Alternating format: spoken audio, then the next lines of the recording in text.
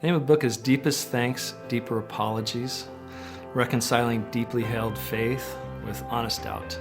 It's been interesting as I've tried to explain to people what the book's about. It's been fun because, whether they have faith or not, they're kind of intrigued at the idea that somebody could even talk about doubt.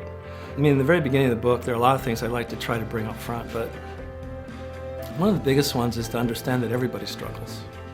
Whether they act like it, say it, even know it. Or when you're in church and you realize you're doing everything the church has asked you to do, or your faith or your religion has asked of you, and something deep in your heart goes, but I want to get more. I long for God more.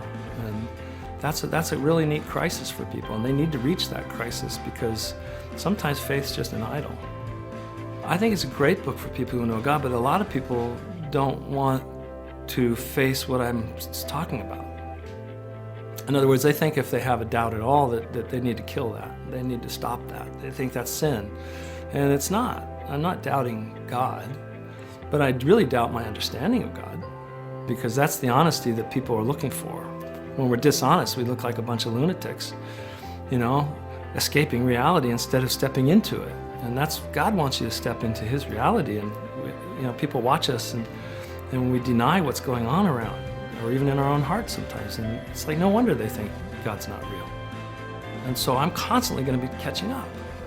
I'm constantly going to be confused. I shouldn't know everything. I'm a liar when I say I do. And so that's where my book grows from.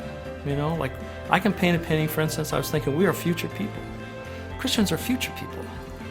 They're experiencing things from the future already. I paint a painting every so often that's better than I can paint right now. And it's because it's where I'm going. It's what I'll be able to do later. Now I can touch it, but I haven't grasped it yet. Our faith, I think, is a very similar analogy. How can I offer the love of God until I really receive it to my own soul? And too often we just keep turning away from this.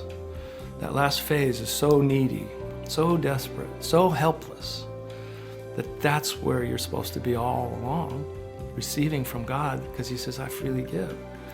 Instead we keep going, I want to earn it. Let me earn it. Let me do something. He says, no, as you are. You have to come as you are. You can't earn this. And that's kind of the bottom line of the book.